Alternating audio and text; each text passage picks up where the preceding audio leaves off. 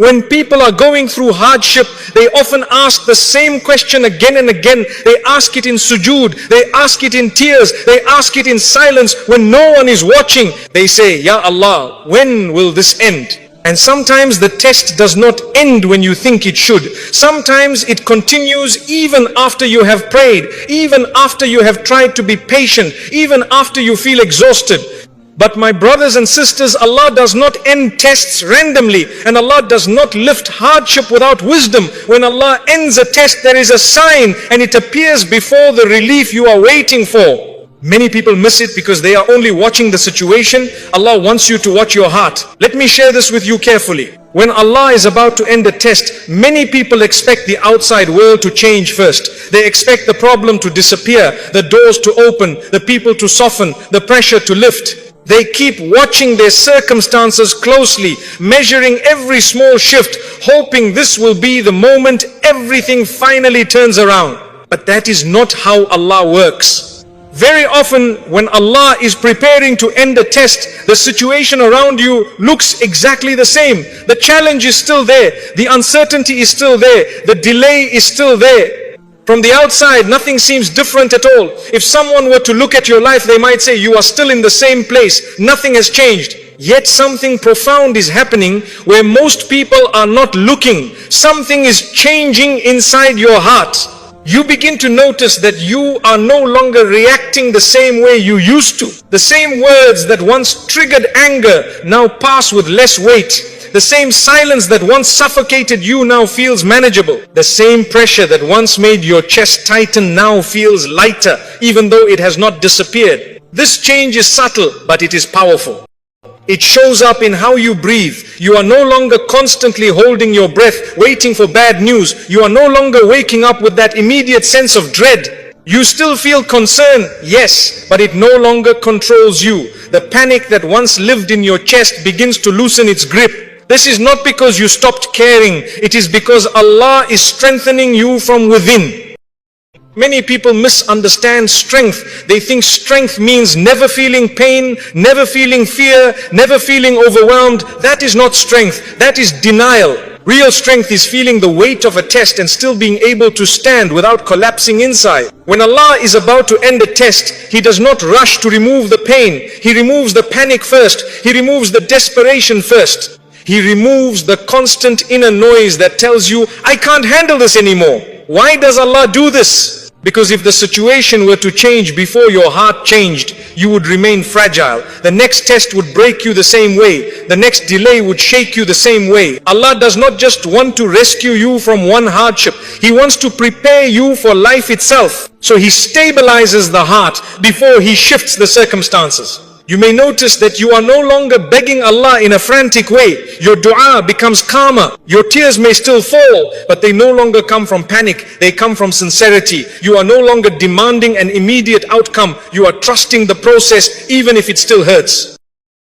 This inner calm does not mean the test is easy. It means your heart has grown. You begin to accept that some things are out of your control, and instead of fighting that reality, you surrender it to Allah. That surrender is not defeat, it is alignment. It is the heart finally resting where it was always meant to rest. This is why people sometimes say, I don't know why, but I feel okay, even though nothing has changed. That feeling is not random. That is Allah placing sakina into your heart. Sakina is not happiness. It is stability.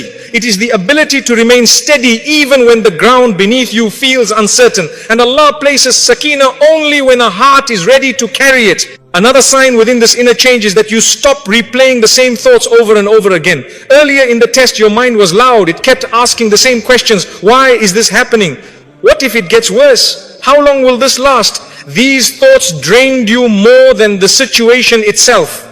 But now those thoughts come less often, and when they do come, they do not stay as long. You notice them, but you are not consumed by them. This is not because you found all the answers. It is because your heart no longer needs them. Allah has taught your heart to trust without seeing the full picture. You may also notice that your reactions toward others begin to soften. You become less defensive, less irritable, less sharp in your responses. Not because people suddenly became kinder, but because your heart is no longer operating from survival mode. When a heart is under constant threat, it lashes out easily. When Allah removes that internal threat, the heart relaxes. And the relaxed heart responds with wisdom instead of impulse. This change is deeply important. It means the test has already done much of its work. It has stripped away arrogance, impatience, and excessive attachment. It has humbled the heart, refined it, and taught it reliance on Allah alone.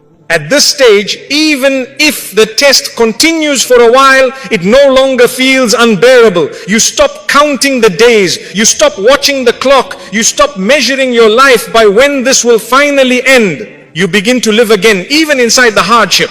And this is where many people get confused. They think, if I feel calmer, does that mean I'm settling? Does it mean I've given up? No, it means Allah has carried you to a place of inner strength. This calm is not resignation, it is readiness. When your heart becomes calm inside the storm, Allah knows that you are no longer being defined by the test. You are no longer shaped by fear. You are no longer collapsing under pressure. That calm is preparation. Preparation for relief. Preparation for clarity. Preparation for whatever Allah has written next. So if you are in a situation that has not changed, but your heart has, do not underestimate that shift. Do not dismiss it as imagination. Do not ignore it because the problem is still there. That inner change is one of the clearest signs that Allah is working on your behalf. He is not late. He is not unaware. He is preparing you carefully. And when the heart is ready, the situation will follow. At the beginning of a test, most people make dua from a place of urgency and fear. The pain feels overwhelming, the confusion feels unbearable, and the heart is desperate for one thing above all else, for the hardship to end. So the words come quickly and repeatedly. Ya Allah, remove this. Ya Allah, take this away. Ya Allah, I cannot handle this anymore. There is nothing wrong with these du'as. Allah is most merciful. And He knows the weakness of His servants. He knows the heart cries out before it learns how to trust. But there is an important shift that happens when Allah is about to end a test. And it is one of the clearest signs that the heart has matured through hardship. The dua begins to change. You still want relief, but relief is no longer the only thing you are asking for. Something deeper starts to form in your heart. You begin to ask Allah questions that are no longer about escape, but about direction. You say, Ya Allah, guide me through this. Ya Allah, show me how to respond correctly. Ya Allah, don't let this trial distance me from you. This change matters more than people realize. At first, the test feels like an enemy. You want to run from it, you want to push it away, you want it gone at any cost. But when Allah is preparing to end the test, He helps you see it differently. You no longer see the hardship only as pain. You begin to recognize it as a process. You stop asking only for the door to close and you start asking Allah to teach you how to walk while it is still open. This is not because the pain has disappeared. It is because your relationship with Allah has deepened. You are no longer treating dua as an emergency alarm. You are treating it as a conversation with the one who knows you better than you know yourself. Earlier in the test, dua may have felt rushed. You prayed because you were scared of what would happen if things stayed the same. Your heart was tense. Your words were heavy. You were pleading from a place of anxiety. Now, even though the test may still be present, your dua slows down. You speak with more calm. You pause. You reflect. You ask Allah to shape your response, not just your outcome. This is a powerful sign of trust. It shows that your heart is no longer trying to control the timing or the result. Instead, it is placing itself under Allah's wisdom. You accept that Allah sees what you do not. You accept that there may be lessons you have not fully absorbed yet. And rather than resisting that reality, you cooperate with it. You may notice that your dua becomes more honest. You stop pretending to be stronger than you are. You stop using perfect words. You speak plainly. You admit confusion. You admit weakness. You admit that you don't fully understand why this is happening. This honesty is beloved to Allah. Allah does not want rehearsed dua. He wants sincere hearts. And when a servant reaches a point where they can say, Ya Allah, I trust you, even when I don't understand you, that is a sign of deep iman. Another important shift happens here. You stop making deals with Allah. At the height of hardship, some people bargain in their dua. They say, Ya Allah, if you remove this, I will do this. Ya Allah, if you fix this, I promise I will change. But when Allah is about to end a test, that transactional tone fades. You are no longer trying to negotiate your way out. You are seeking closeness, not escape. You say, Ya Allah, help me remain obedient regardless of what you decide. Ya Allah, keep my heart firm. Ya Allah, let me leave this test better than I entered it. This is a sign that the test has already softened your ego. You are no longer placing conditions on your worship. You are no longer tying your faith to outcomes. You worship Allah because He is Allah, not because He has already solved your problem. This level of sincerity does not appear at the beginning of hardship. It is forged inside it. You may also notice that your dua includes others more. Earlier, your pain consumed your attention. Everything revolved around what you were going through. But now, even while you are still tested, your heart opens again. You pray for others. You think of those who are struggling in different ways. You feel empathy instead of bitterness. This expansion of the heart is another sign of growth. Hardship often shrinks a person inward. It makes them self-focused. When Allah is preparing to end a test, He reverses that contraction. He allows the heart to expand again. And with that expansion comes clarity. You begin to realize that the greatest danger was never the situation itself. It was losing your connection to Allah during it. Once that fear disappears, the test loses much of its power over you. You may still ask Allah to remove the hardship, but your peace is no longer dependent on the timing of His answer. You trust that when relief comes, it will come at the right moment. And if it is delayed, it is not cruelty, it is care. This is a difficult level to reach, but it is a beautiful one. It means your heart has moved from resistance to reliance, from panic to patience, from fear to faith, from control to trust. And when a servant reaches this state, Allah does not abandon them. Allah does not ignore such a heart. Allah responds in ways that are always better than what the servant imagined, even if the response does not come immediately. So if you find that your dua is changing, do not overlook it. If you find yourself asking Allah for guidance more than escape, understand that something important is happening within you. The test is doing its work. Your heart is being prepared, and Allah is closer than you think. Sometimes the test ends not when the problem disappears, but when the heart learns how to walk with Allah no matter what remains. And once that lesson settles, relief is never far behind. One of the clearest ways to know whether a test is still in its active phase is to look honestly at what it is doing to your relationship with Allah. Not what you claim outwardly, but what is happening quietly in your daily behavior, your habits, and your reactions when no one is watching.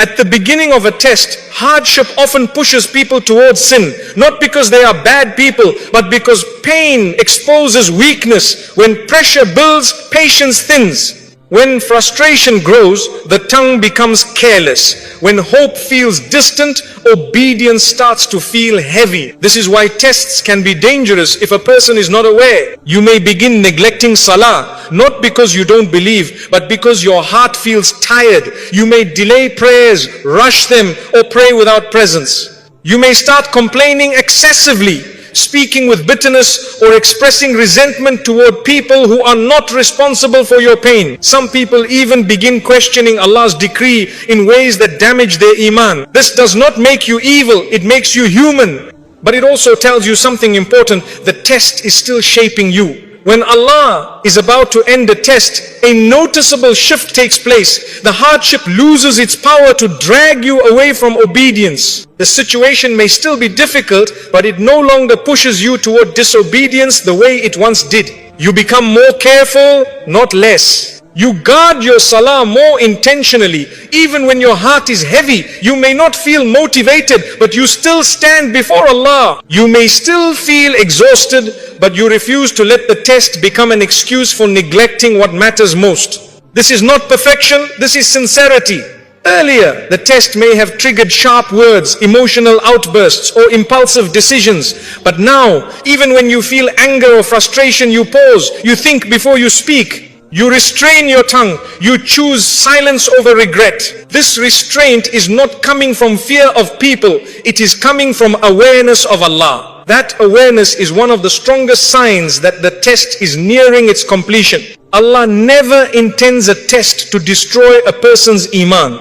If a hardship is pulling you away from Allah, then it is still working on exposing areas that need correction. But when the same hardship begins pushing you closer to Allah, it has fulfilled much of its purpose. You begin to realize something important. Losing your connection with Allah would be a far greater loss than the hardship itself. This realization changes everything. You stop using pain as justification for bad behavior. You stop saying, I'm only like this because I'm suffering. You take responsibility for your actions again. You understand that while you may not control the test, you are always accountable for your response. This accountability is not harsh, it is empowering. It means the test no longer owns you. You may also notice that you stop seeking comfort in things that distance you from Allah.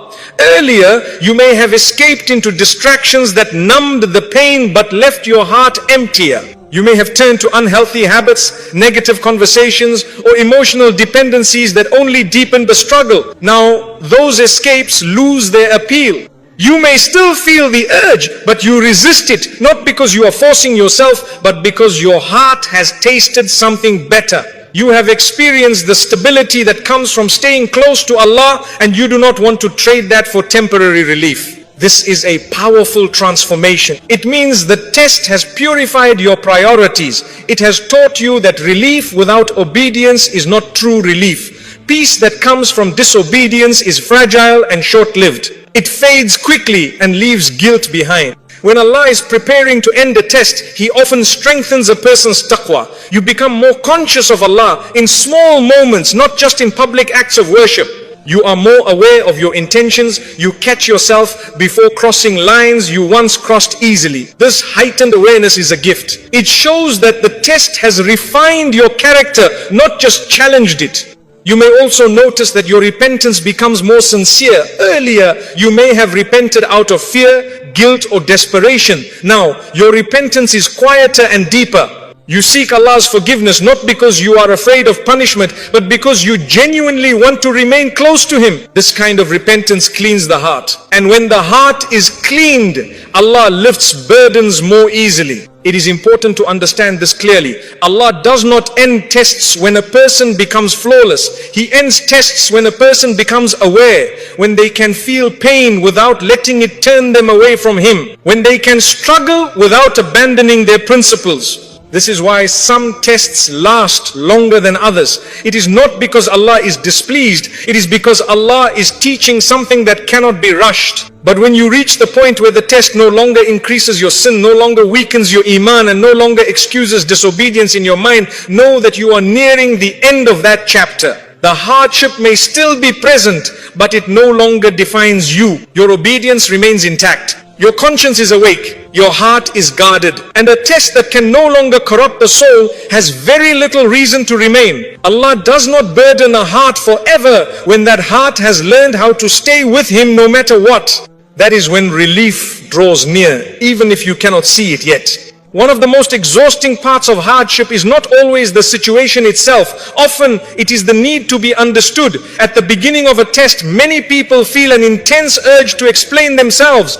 They want others to see how much they are hurting, to acknowledge their struggle, to validate that the pain is real and justified. This is a very human response. When you are hurting, you want reassurance that you are not exaggerating, that you are not weak, that what you are experiencing truly matters. So you speak about it often, you replay the story. You correct misunderstandings. You defend yourself when people minimize your pain or misjudge your actions. But when Allah is about to end the test, something shifts inside you. You begin to feel less dependent on people's understanding. Not because the pain has disappeared, and not because others suddenly became kinder or more insightful.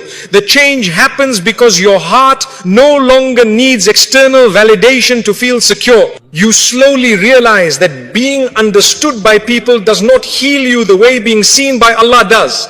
Earlier in the test, misunderstanding from others may have hurt deeply. When people dismissed your struggle, judged your choices, or offered shallow advice, it added another layer of pain. You may have felt lonely even in the presence of others. You may have thought, if only they knew what I'm going through. But now, that need begins to fade. You stop trying to convince people of your sincerity. You stop explaining every detail. You stop correcting every wrong assumption, not because you agree with them, but because your heart has found rest elsewhere. This is not bitterness, it is peace. When Allah is preparing to end a test, He shifts your reliance from people to Himself. You become content knowing that Allah knows your intentions, your tears, your patience, and your private battles. And when Allah knows, you no longer need to be seen. This inner shift is deeply liberating. You begin to conserve your emotional energy. Instead of spending it on explanations and justifications, you invest it in your relationship with Allah. You speak to Him more than you speak about your pain to others. You turn inward instead of outward. This does not mean you isolate yourself or become cold. It means you are selective. You no longer feel obligated to share your wounds with everyone. You understand that not everyone has the capacity to carry your story with care. This discernment is wisdom. Earlier, you may have expected people to react a certain way. You hoped they would support you, defend you, or at least remain gentle. When they didn't, you felt disappointed or even betrayed. That disappointment deepened the test. But when Allah is about to end the trial, your expectations of people lower. Not in a negative way, but in a realistic way. You accept that people are limited, they see from their own perspective. They speak from their own experiences. You stop taking their misunderstandings personally. This is a major sign of inner healing. You realize that people's opinions do not define your worth and their reactions do not determine your sincerity. You stop needing applause for your patience or sympathy for your pain. Instead, you become satisfied with Allah's approval. There is a quiet dignity that comes with this stage. You walk differently. You speak less about what you're enduring, but you carry yourself with more composure. Others may not know what you've been through, but they can sense a depth in you. This depth was formed in silence. Another important change is that you stop defending yourself against every accusation.